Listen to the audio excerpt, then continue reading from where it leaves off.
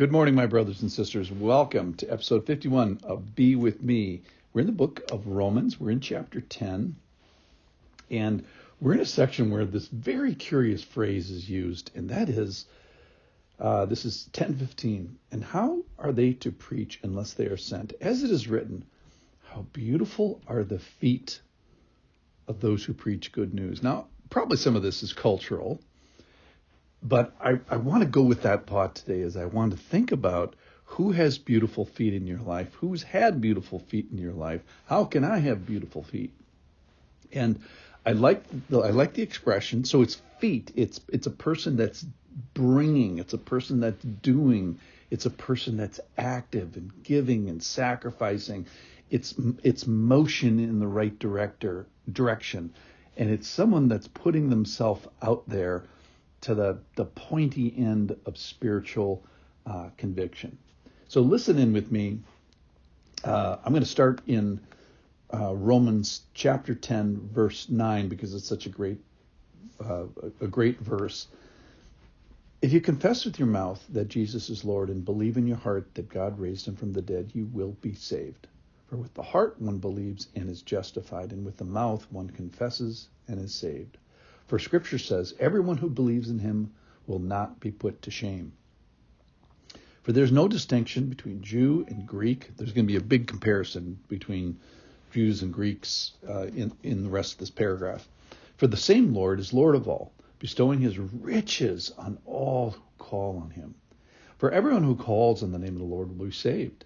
How then will they call on him in whom they have not believed? And how are they to believe of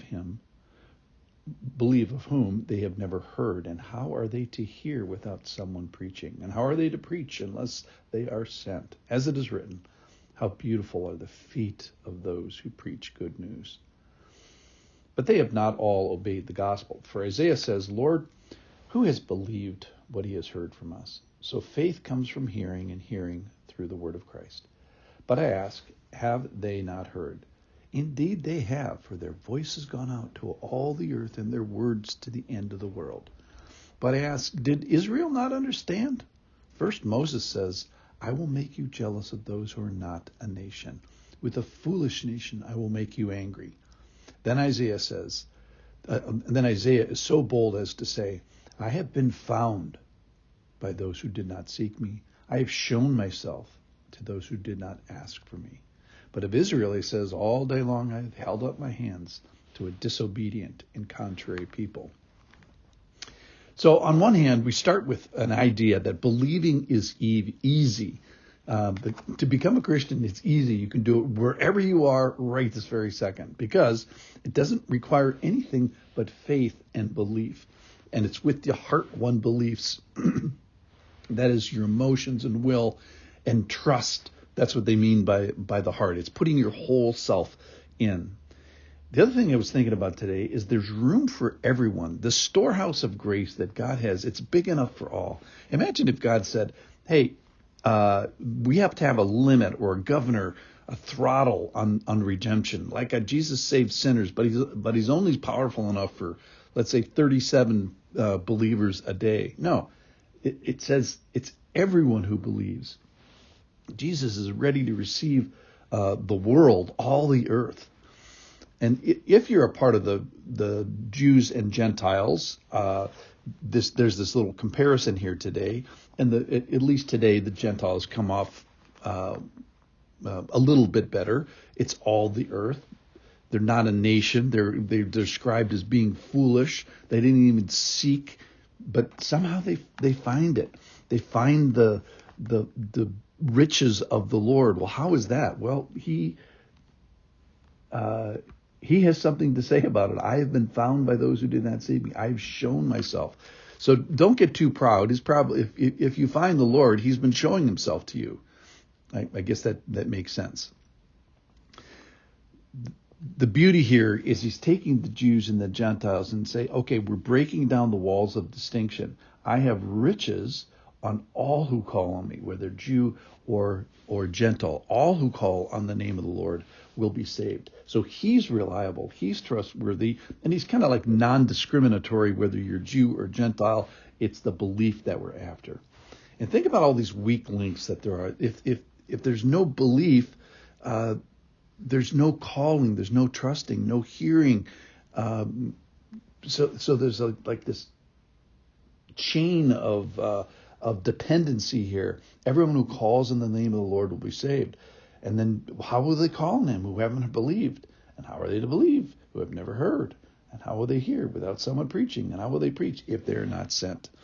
So all these things have to take place. In other words, these people have to have beautiful feet, bringing the word, being sent, send people with beautiful feet, preach and have beautiful feet, hear from people with beautiful feet, call on the Lord of people with beautiful feet.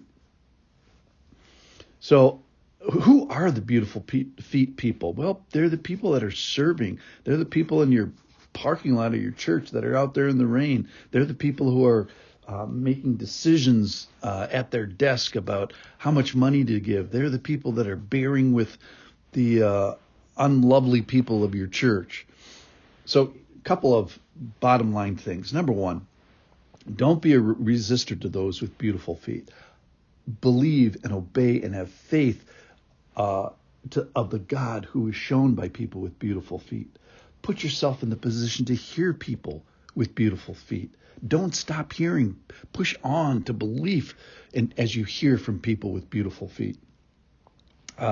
Be the tip of the spear to bring into your world this beauty that the Lord is described. I pray, may others follow those who have beautiful feet. May you be found. May you, Lord, share yourself and touch people's heart. And then a prayer for me, may I participate this. May I actually have beautiful feet. And then the final thing I think about here today is to encourage those. Who are the people, real names who have beautiful feet? Who are those people that I see in motion that have beautiful feet? I'm going to encourage them today. I hope you join me and do that too. May you have beautiful feet, and may you go find people with beautiful feet today. Thanks for listening.